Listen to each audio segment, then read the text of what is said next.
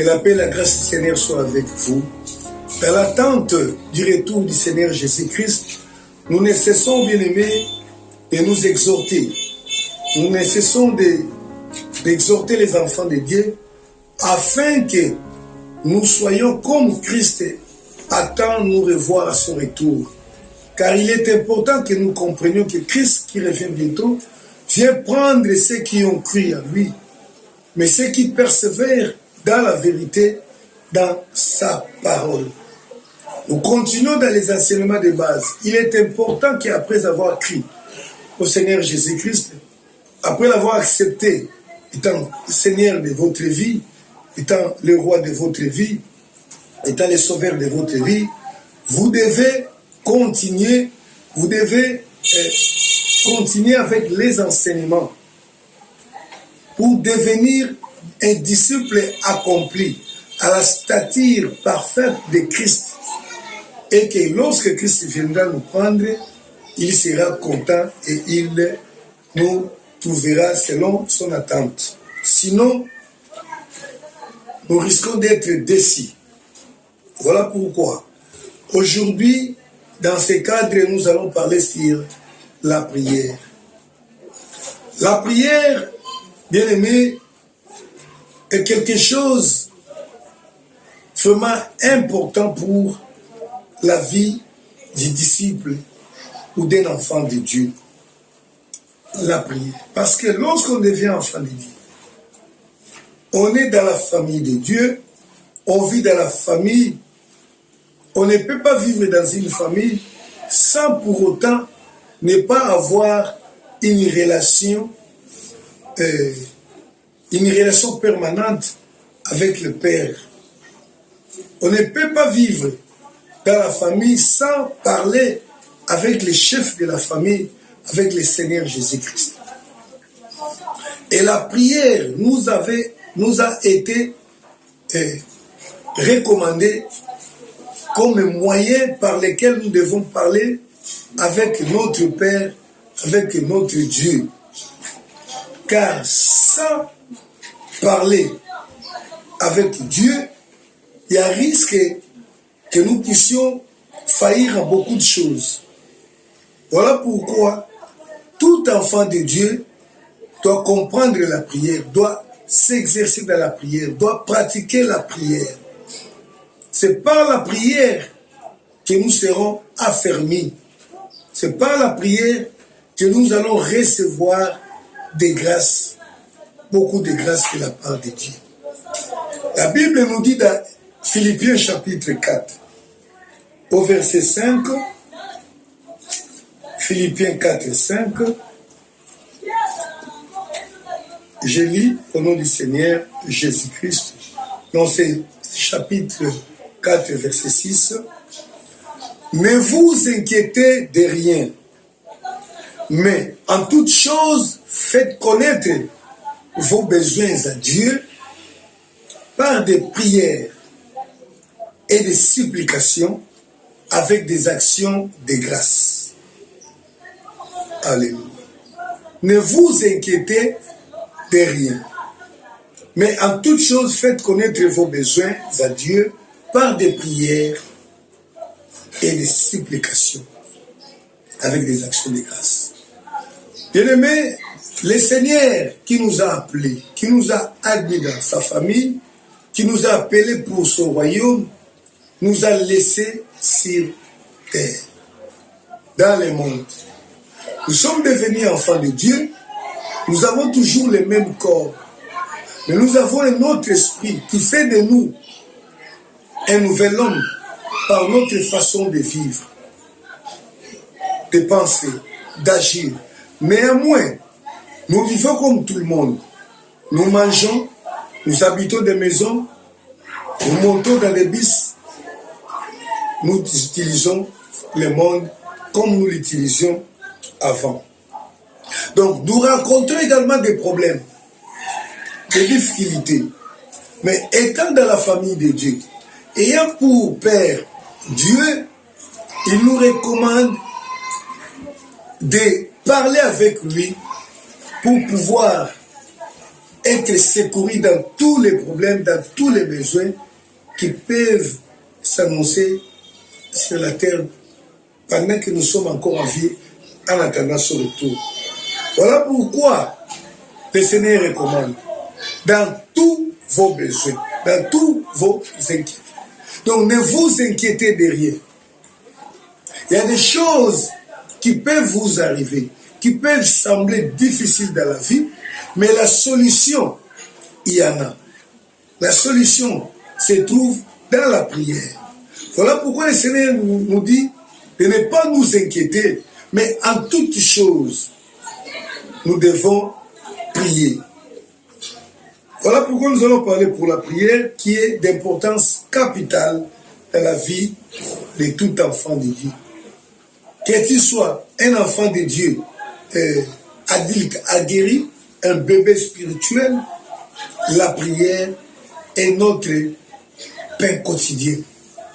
La prière est la chose que nous devons utiliser chaque jour pour vivre la foi chrétienne. Et c'est quoi la prière? La prière, nous la définissons comme étant un dialogue avec Dieu. La prière, nous la définissons comme étant la communion avec Dieu. Lorsque nous parlons de la communion, nous voyons l'essence de la prière. La communion avec Dieu, ou bien communier avec Dieu, c'est-à-dire quoi? C'est mettre ensemble avec Dieu, avec notre Père, pour pouvoir parler des choses dont nous avons en commun. Retenez bien cette définition de la prière. La prière, c'est dialoguer avec Dieu. Ce n'est pas un simple dialogue, mais c'est communier, c'est-à-dire c'est mettre ensemble avec le Père pour parler des choses dont nous avons en commun. Et qu'est-ce que nous avons en commun? Nous avons le royaume de Dieu. Le royaume dont Dieu, Christ est le roi, et nous sommes les princes, les sujets. Donc nous avons à parler au sujet du royaume. Étant donné que je suis, moi, sujet du royaume, donc ma vie également fait l'objet de notre entretien, du dialogue, de notre communion. Donc ma vie, mes besoins fait aussi l'objet de notre dialogue. Donc c'est par la prière que nous allons parler des choses qui concernent Dieu, des projets de Dieu, de l'église de Dieu. De la prière est là pour que nous parlons aussi de moi qui suis enfant de Dieu, enfant du royaume, sujet du royaume pour ma vie, pour mes problèmes, pour mes difficultés. Mais elle n'est pas là, tout simplement, elle n'est pas là tout simplement pour mes difficultés. Avant toute chose, elle est pour des choses de l'intérêt commun. Mais moi aussi, comme étant un enfant de Dieu, donc je suis aussi l'objet du royaume. Donc la prière est là pour que nous puissions dialoguer, communiquer avec Dieu. L'importance de la prière est capitale. C'est par la prière que nous allons obtenir toutes choses. C'est par la prière que nous allons obtenir le Saint-Esprit. Comme nous allons l'enseigner dans les enseignements les leçons qui viennent. C'est par la prière que nous allons recevoir l'Esprit de Dieu. C'est par la prière que nous allons recevoir tout ce dont nous avons besoin pour la vie sur la terre, notre nourriture. C'est par la prière que nous allons avoir la victoire sur tous les combats que nous aurons à mener sur la terre. Combat contre l'ennemi, parce que l'ennemi, il y en a. Il y a un ennemi qui est là pour nous combattre. C'est par la prière que nous aurons toutes choses. Donc, on ne peut pas se passer de la prière. Tu ne peux pas dire que moi, je suis un enfant de Dieu, mais j'ai tout, je n'ai pas besoin de parler avec Dieu. Non.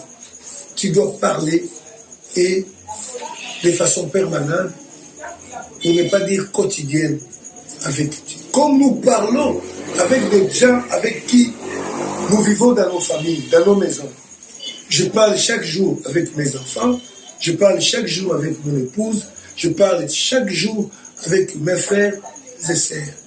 Et par là, ça me donne aussi la force de continuer.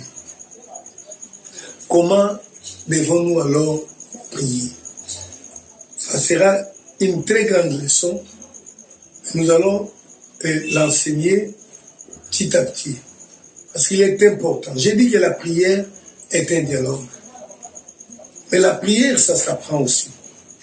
Vous savez, quand vous êtes invité à parler avec un roi, avec un chef de l'État, le protocole doit quand même vous montrer comment vous allez vous prendre. Vous voyez? Donc, c'est ainsi nous voyons dans Luc chapitre 11, un jour, les disciples demandèrent à Christ, ils dirent, Seigneur, enseigne-nous à prier. Je lis Luc chapitre 11, verset 1er. Jésus priait un jour à un certain lieu. Lorsqu'il y achevé, un de ses disciples lui dit, Seigneur, enseigne-nous à prier comme Jean l'a enseigné à ses disciples. Donc voyez-vous, les disciples comprenaient l'importance de la prière. Ils savaient qu'il fallait prier pour être fort, pour vaincre l'ennemi, pour subvenir à tous nos besoins. Il fallait prier, il fallait toujours prier. Mais ils ne savaient pas comment s'y prendre. C'est comme ça qu'ils dirent au Seigneur, Seigneur, montre-nous, enseigne-nous à prier comme Jean l'a enseigné à ses disciples. Et le Seigneur n'a pas refusé. Il a dit, voici comment vous devez prier. Verset 2, il commence. Il leur dit, quand vous priez, dites, Père. Bien-aimés, il est important que nous comprenions que la prière est quelque chose qui a été donné à ceux qui ont le droit d'appeler Dieu Père. Il faut d'abord avoir cette relation de Père et Fils. La prière commence par cette relation. Et vous avez déjà cette relation. Si vous avez crié, vous avez accepté Jésus comme Seigneur et Sauveur. Si vous avez pris la décision un jour dans votre vie d'appeler Jésus votre Seigneur et d'obéir, de suivre Jésus, vous avez le droit de prier, de parler avec Dieu. Ce n'est pas accordé à tout le monde. La prière, la communion, parce que vous n'êtes pas enfant de Dieu. Comment voulez-vous communier avec lui? Parce que communier veut dire partager ensemble certaines choses. Il faut d'abord la relation. Il faut d'abord la relation avec Dieu. Et il faut entretenir cette relation-là pour prier. On ne peut pas avoir rempli la relation de père-fils et vouloir prier. C'est très, très important. Parce que la Bible dit, si je suis père, où est donc l'honneur qui me dit, le respect qui me dit? Donc si quelqu'un reconnaît Jésus-Christ comme son père, il est appelé à obéir à toute la parole.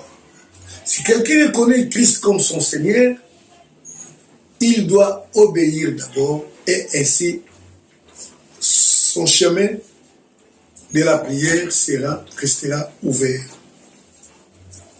Pourquoi je l'ai dit? Parce que la Bible nous démontre déjà.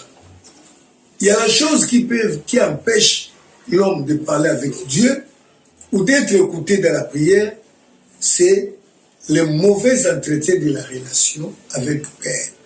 Le mauvais entretien de la relation avec Père, c'est quoi? C'est introduire les péchés dans la relation. Parce que Dieu est saint. Il convient de vivre une vie de sanctification, loin du péché, pour pouvoir prier. C'est très important. Aujourd'hui, tout le monde demande la prière. Tout le monde veut prier. Mais le Seigneur ne peut pas accorder l'audience à la personne qu'il ne reconnaît pas comme son fils. Il ne peut pas accorder l'audience à la personne qui ne vit pas comme son fils. Voilà pourquoi la Bible nous conseille ceci. Dans Ésaïe chapitre 59. Ésaïe chapitre 59, verset 1 et 2. Nous allons lire ça. Ésaïe 59, 1 et 2. La Bible dit, le Seigneur dit,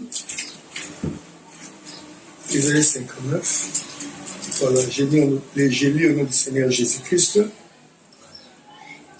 Non, la main de l'Éternel n'est pas trop courte pour sauver, ni son oreille trop dure pour entendre, mais ce sont vos crimes qui mettent une séparation entre vous et votre Dieu.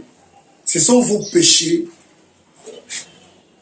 qui vous cachent sa face et l'empêchent de vous écouter.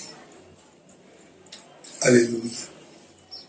Nous avons dit que prier, c'est parler avec Dieu. Or, pour être secouru, il faut que Dieu t'écoute. Et la Bible dit, Dieu n'est pas trop loin pour ne pas nous écouter. Sa main n'est pas non plus trop courte pour ne pas venir à notre secours. Mais ce qui empêche Dieu, c'est quoi? La Bible dit que ce sont nos péchés. Le péché construit un mur qui nous sépare de Dieu, un mur qui empêche Dieu d'écouter nos prières, un mur qui empêche Dieu, la main de Dieu, de nous toucher pour nous guérir, de nous toucher pour nous secourir, pour nous sauver, pour donner satisfaction à nos besoins. C'est pourquoi je disais, il faut bien entretenir la relation. Donc si, quelque part, quelqu'un vit dans une vie de péché, il n'est pas important qu'il prie. Mais il doit d'abord arranger avec son Dieu. Avant de prier, c'est ça. Parce que Christ a dit, avant de prier, dites Père. Or, les enfants de Dieu ne pêchent point. Selon que nous avons vu, lorsque nous parlions de la nouvelle naissance, la preuve de la nouvelle naissance, c'est quoi? C'est que ceux qui sont nés de Dieu ne pratiquent plus les péchés. Donc, parce que la vie de Dieu à nous ne nous amène pas dans les péchés, dans les mensonges, dans l'impudicité, dans la débauche, dans l'ivresse, dans les vols, dans l'orgueil, dans les insultes, dans les injures. La vie, l'enfant de Dieu ne vit plus cette vie-là. Si cette vie-là demeure encore en lui, donc il est bloqué. Parce que pour vivre, il doit parler avec Dieu. Mais il ne saura pas parler avec Dieu parce qu'il vit dans les péchés. Donc, je voulais lire là, 1 Jean chapitre 3. La Bible dit, quiconque, 3:9, quiconque est né de Dieu ne pratique pas les péchés parce que la semence de Dieu demeure en lui. Il ne peut pécher parce qu'il est de Dieu. Il est né de Dieu. Donc c'est ça. Or, tu dis que Dieu est ton Père et il te retrouve dans les péchés. Tu n'as plus le droit de parler avec Dieu. Or, pour vivre, pour croître, pour atteindre la stature parfaite, le modèle de Christ, tu dois parler continuellement avec Dieu. Tu auras des problèmes, comme tout le monde a des problèmes sur la terre. Pour avoir la solution, ça doit venir par la prière. Or, pour que tu aies accès pour parler avec Dieu, il ne faut pas qu'il y ait des péchés. La Bible dit, pour accéder à la présence de Dieu, il faut demander pardon si du moins, étant un enfant de Dieu, qui a commis quelques péchés. Parce que la Bible dit, celui qui avoue et qui demande pardon, qui délaisse, c'est celui qui obtient miséricorde. Donc la prière commence d'abord à arranger la relation. Mais on ne l'arrange pas devant Dieu dans la prière On n'arrange pas dans la prière, on n'arrange pas la relation seulement lorsqu'on veut prier. Donc la vie d'un enfant de Dieu est une vie automatique de sanctification, une vie normale, loin du péché. Lorsque le péché arrive, on s'en rend compte et directement à ce moment-là, on demande pardon. On demande pardon, on abandonne le péché là.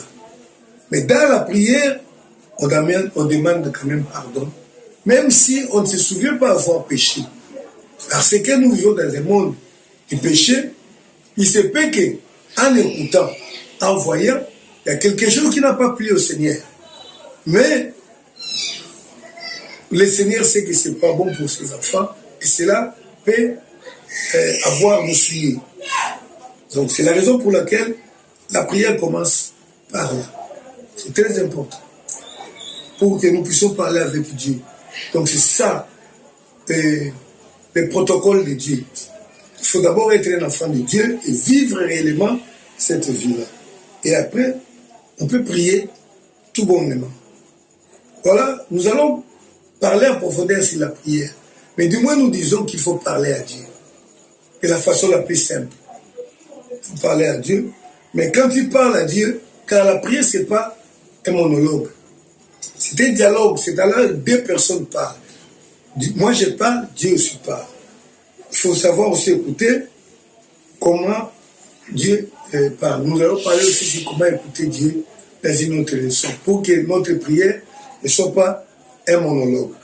Mais nous lisons quand même les modèles que le Seigneur nous a donnés pour la prière. Parce que tu dois prier quand même. Même si nous n'allons pas dans les détails, le Seigneur aussi a donné comme ça. Matthieu chapitre 6, à partir du verset 9. Je lis au nom du Seigneur Jésus-Christ. Voici comment vous devez prier. Notre Père qui es aux cieux, que ton nom soit sanctifié. Que ton règne vienne. Que ta volonté soit faite sur la terre comme au ciel. Donnez-nous aujourd'hui notre pain quotidien. Pardonnez-nous nos offenses, comme nous pardonnons aussi à ceux qui nous ont offensés. Ne nous induis pas en tentation, mais délivre-nous du mal, du malin, car c'est à toi qu'appartiennent dans tous les siècles les règnes, la puissance et la gloire. Amen.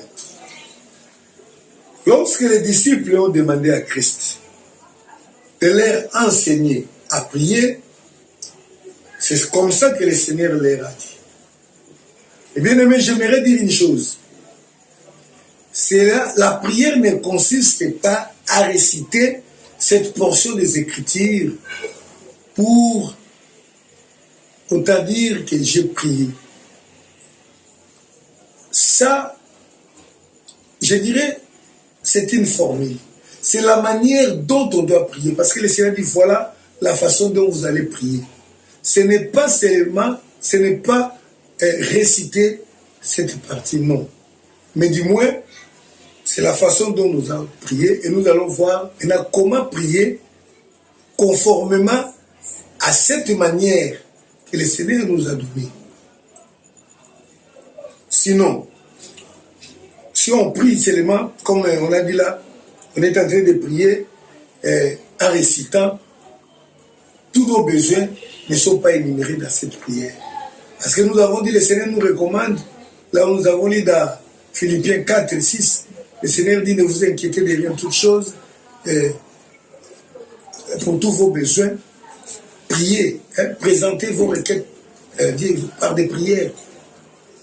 Voyez, donc les prières, la prière, or, il y a beaucoup de besoins. Mais si nous mettons à réciter cette portion de l'écriture, nous serons limités dans nos besoins par rapport Donc cela ne consiste pas à prier à récitant, mais nous allons montrer comment on doit utiliser cette partie-là, cette recommandation pour prier. Néanmoins, comprends que tu dois prier. Et voilà maintenant, nous pouvons, comme le Seigneur demande déjà de prier, il faut savoir dire même un petit mot au Seigneur et ta Père. Nous pouvons déjà dire un petit mot, même si nous n'avons pas d'abord étudié normalement, mais tu as le temps de dire, Père, je viens à toi, je veux que tu me pardonnes, je veux que tu me fasses ceci, cela, c'est comme ça. Accorde-moi un bon repos, accorde-moi l'intelligence pour comprendre. C'est comme ça que nous devons prier. Il faut prier Père. Prier le Père. Que le Seigneur bien-aimé nous soutienne. Nous avons parlé de la prière comme étant le moyen que le Seigneur nous a accordé pour pouvoir parler avec lui. Et nous allons continuer très prochainement pour parler de comment prier par rapport à cette prière que le Seigneur nous a montrée, que nous appelons notre Père. Soyez bénis et continuez à suivre les enseignements de la Sainte Doctrine dans nos chaînes, la chaîne sur laquelle vous êtes là. Merci, que Dieu vous bénisse.